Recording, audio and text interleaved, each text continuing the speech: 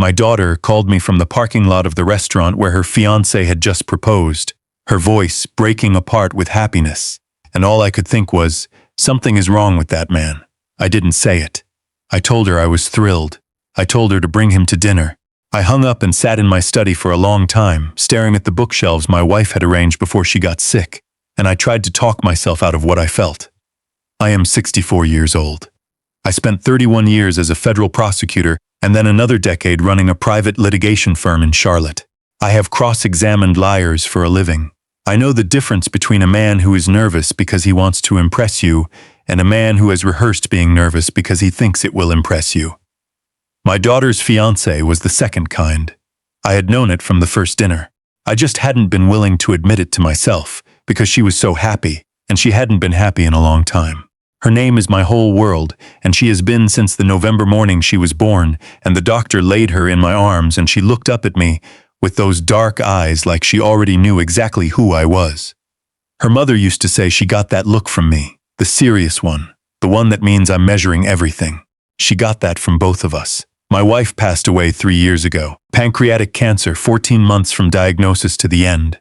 My daughter flew home from Seattle every weekend, those last 6 months, and sat with her mother in the sunroom while I made soup neither of them ate and tried to hold the house together by keeping busy.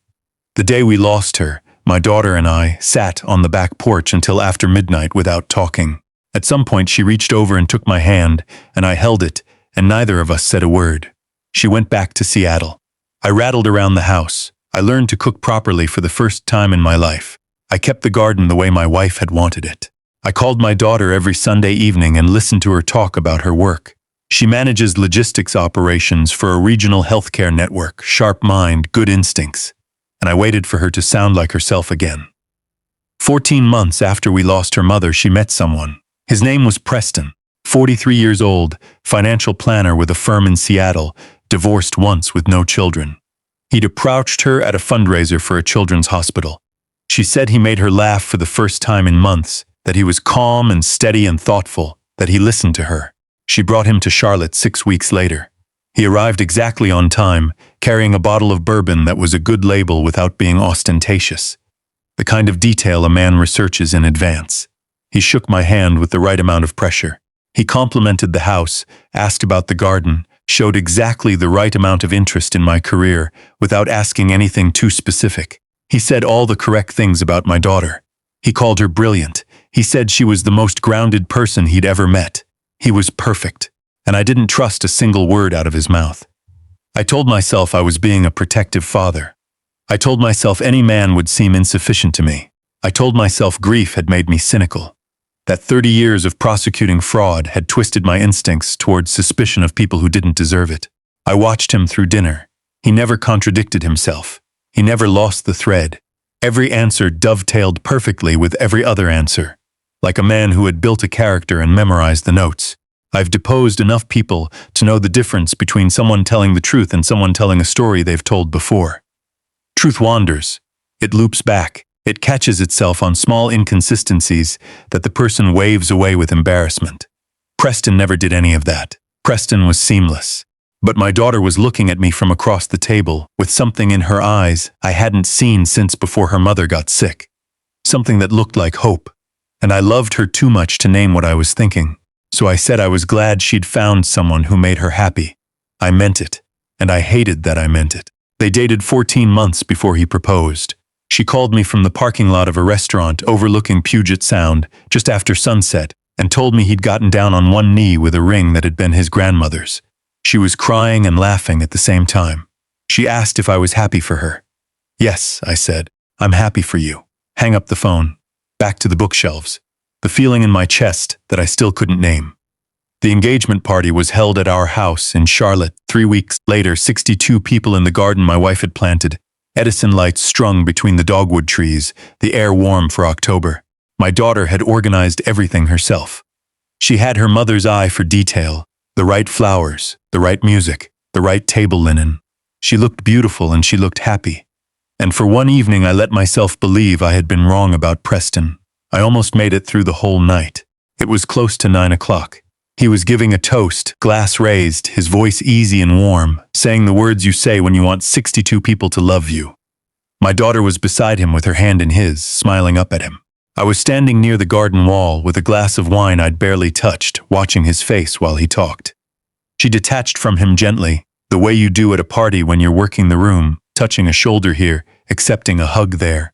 She moved through the crowd with such natural ease that nobody tracked where she was going. Nobody except me. She reached me at the garden wall. She put her arm around mine the way she had on the porch the night her mother died, and she leaned close, and she said very quietly into my ear, "Dad, I need you to look into him." Then she kissed my cheek, stepped back, smiled at a passing guest, and returned to Preston's side as if she'd only come to say hello. I did not move for a long time. She hadn't been afraid when she said it. She hadn't been upset. She'd been precise, controlled.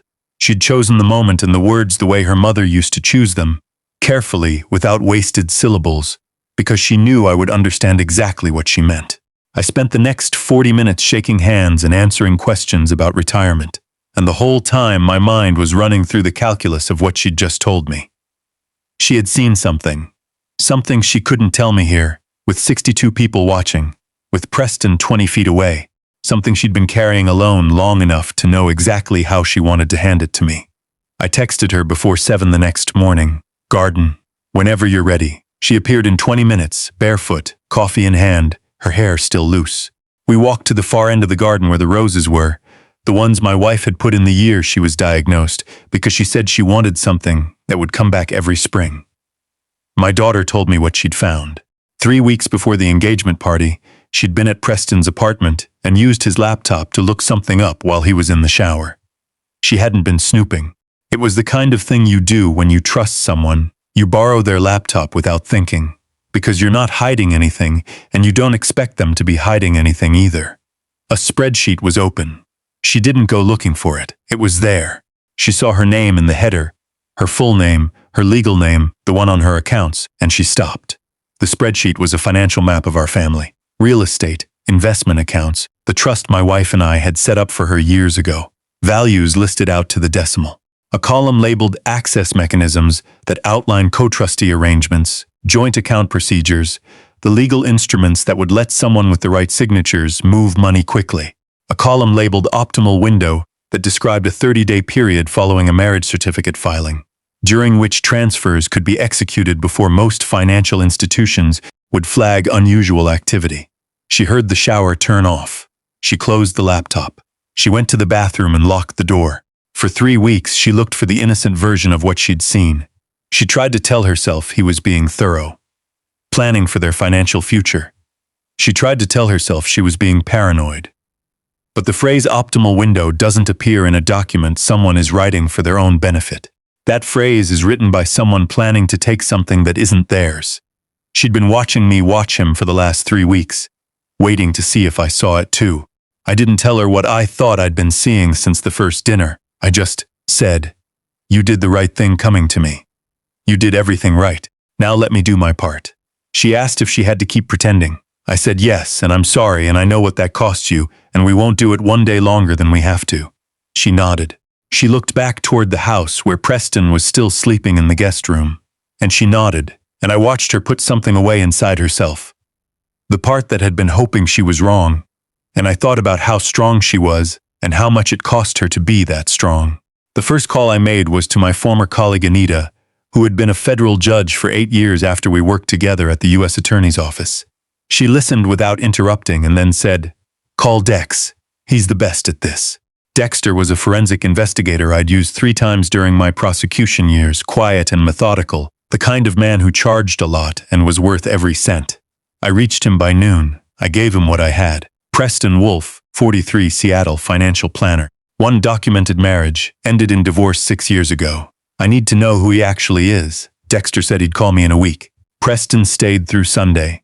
I spent 2 days across the breakfast table from a man I now believed was planning to rob my daughter, keeping my face neutral, asking him about interest rate trends, complimenting his opinion on Oregon wines. He was charming and warm and attentive to my daughter, and completely convincing. And every minute of it made something tighten in my chest that I recognized from my prosecution days. The controlled fury you carry through a trial when you know exactly what someone did and you're not allowed to say it yet. The night before he drove back to Seattle, he brought up the trust. casual, over dinner. He said something about wanting to make sure my daughter was set up properly after the wedding, that he'd been doing some research into estate planning, and wondered if we'd considered reviewing the trust structure. I said that was a matter for my daughter and her attorney. He smiled. Of course, he said, just thinking ahead. I smiled back. After he left, I sat in my wife's chair in the sunroom and thought, she made me promise something the week before she died. She'd been lucid that morning, more herself than she'd been in weeks, and she'd held my hand and told me two things. One was about the garden, which roses needed to be moved, which ones were too close to the fence. Practical, hers to the end. The second thing she said was, don't let your guard down with the people she brings home. You know things other people don't know. Use it.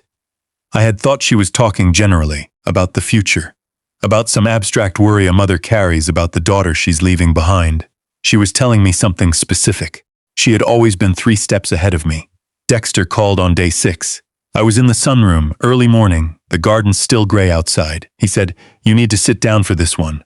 Preston Wolf did not exist before 11 years ago. The identity was constructed, a genuine social security number purchased from an identity broker, employment history at 2 firms that had since closed, references who could not be located. The man using the name Preston Wolf was actually Alec Garfield, born in Tacoma, Washington, now 43 years old. Alec Garfield had a history. 8 years ago in Phoenix, he'd used the name Daniel Marsh. He'd met a woman at a real estate conference, the only daughter of a man who owned a chain of industrial supply warehouses worth approximately $30 million. They dated 11 months before he proposed. The wedding had been scheduled. 2 weeks before the ceremony, her father hired an investigator after noticing inconsistencies in Garfield's employment history. The investigator found the false identity. The engagement was broken. No charges were filed because the family wanted it quiet. 6 years ago in Denver, same architecture. Different name, this time Philip Arnett, a woman whose family had substantial commercial real estate holdings. They met at a charity event, dating, proposal, wedding planning. This time a cousin who worked in banking noticed that Philip Arnett's supposed previous employer had no record of him. The engagement was ended, again, no charges. My daughter was the third. Dexter said he was still pulling threads, but there was something else. The Phoenix victim's father, he said, doesn't know you're investigating, but he might want to talk to you. His name is Leonard. I said, give me his number. I called Leonard that afternoon. He was 71, retired, living outside Scottsdale. He picked up on the second ring. When I told him why I was calling, there was a long silence. I've been waiting 8 years for this call, he said. He told me everything the investigator had found, everything the family had kept quiet, everything he'd wished he'd done differently. He'd paid the man to disappear rather than prosecute because his daughter was already devastated and he hadn't wanted to drag her through it. It was the worst decision he'd ever made. He just went on to the next one, Leonard said, because I let him. I told Leonard I was not going to let him. He said, whatever you need. I'll testify. I'll fly out, you name it. My daughter kept performing. 8 weeks of dinners and phone calls and wedding planning. 8 weeks of holding Preston's hand and smiling at venues and sitting through cake tastings. And every Sunday evening she called me and we talked about ordinary things because we didn't know who might be listening. And I tried to hear in her voice how she was holding up. She was holding up the way her mother had held up, by deciding that falling apart wasn't an option and meaning it. Dexter found the accomplice in week 3. Her name was Fiona Calder, 49, former paralegal at an estate planning firm in Vancouver, let go under circumstances that the firm declined to specify on her reference letter. She had no formal clients in the 2 years since leaving the firm, but she had income, routed through a small corporation registered in British Columbia, co-owned by a man named Kenneth Bright, which was one of Alec Garfield's backup identities. Fiona handled the documentation, the trust modification forms, the power of attorney language, the offshore transfer instructions. She was the legal architecture behind his cons. Dexter found their emails. The earliest one was from 4 months ago. Fiona had written, target confirmed. The trust holds approximately $2.8 million in liquid assets plus real estate. She is sole trustee. No cosigner required if modifications are executed post-marriage. Timeline is achievable. There were 11 more emails. I read all of them. They had chosen my daughter because they'd read the obituary for my wife, which mentioned the family trust in passing. They had read her LinkedIn. They had identified the fundraiser she attended regularly, the one where Preston had approached her, as their access point. They had spent 4 months planning the introduction before he walked up to her at that event. He had never been there by accident. I forwarded everything to a contact at the FBI field office in Charlotte, a woman named Special Agent Deanna Whitmore, who I'd worked alongside on a wire fraud case 15 years before. She called me back within the hour. "This is solid," she said. "We want to catch him in the act." We built the plan around the rehearsal dinner, scheduled for the Friday before the wedding at a hotel downtown. Fiona Calder would be there, presenting herself as a financial consultant helping with post-marriage estate planning. That was what the emails said she would do.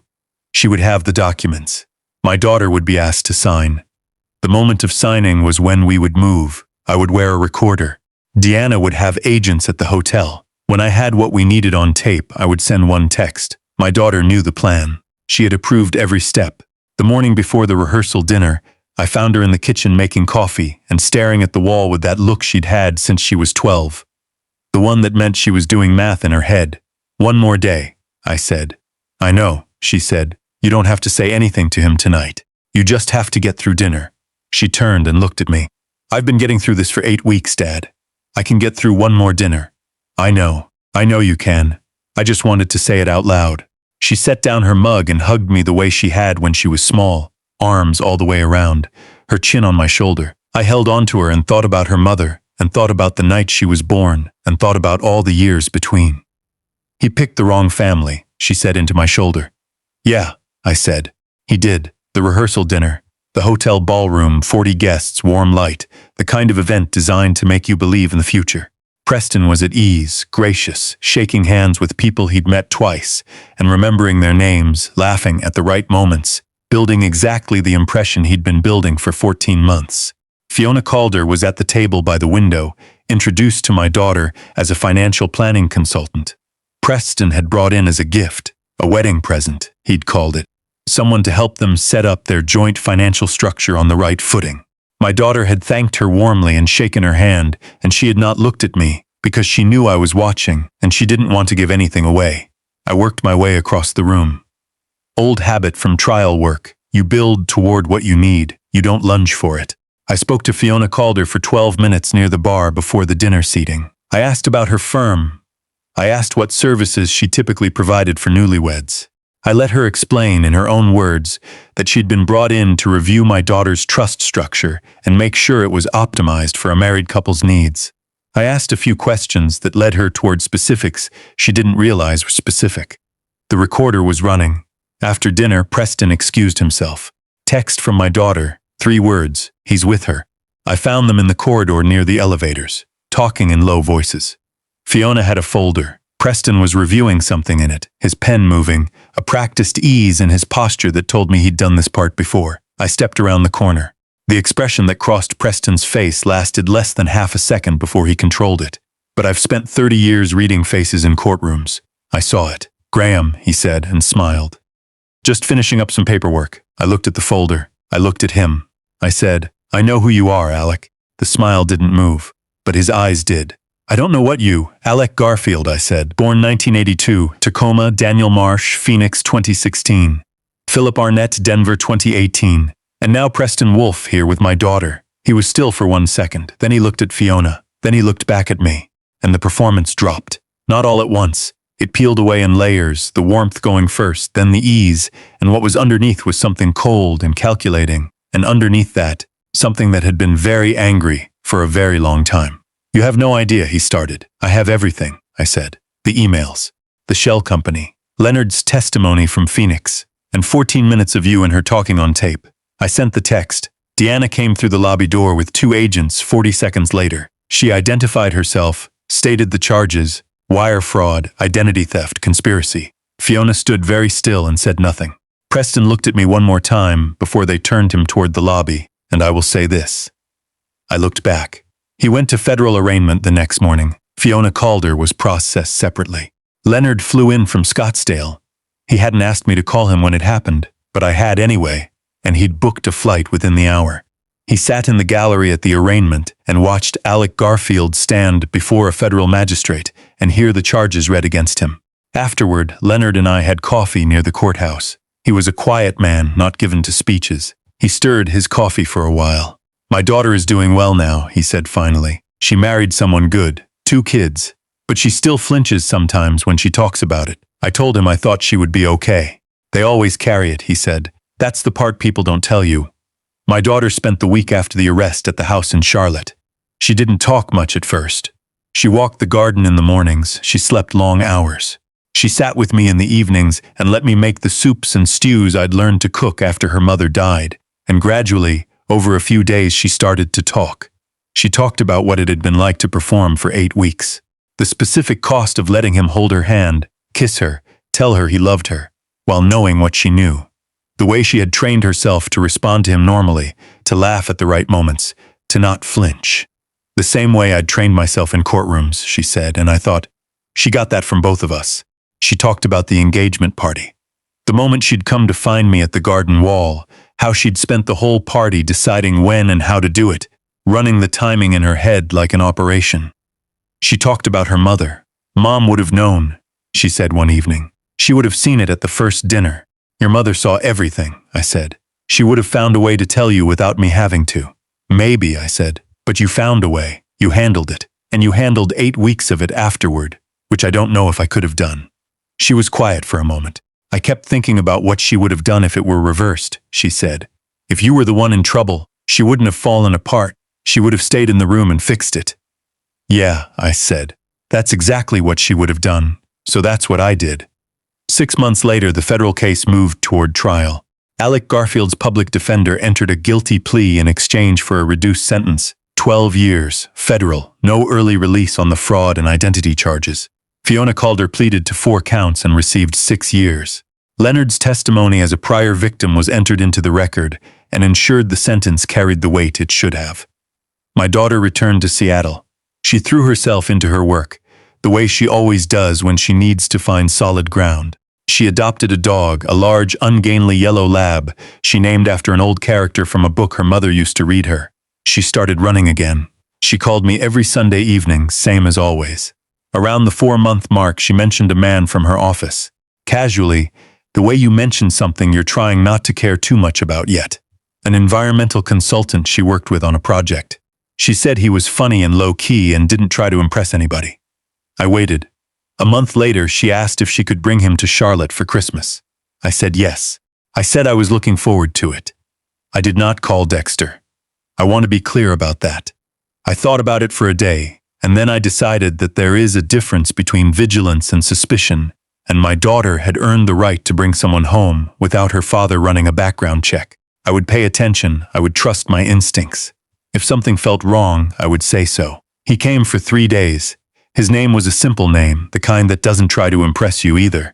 He was quiet at first. He'd been warned, I think, that I was intense. But by the second evening, he was at the kitchen table arguing with me about sentencing reform in a way that told me he'd done his reading and wasn't afraid to push back. My daughter sat across from us watching, and she had the expression she'd had at the engagement party, that look of hope. This time it looked like the right kind.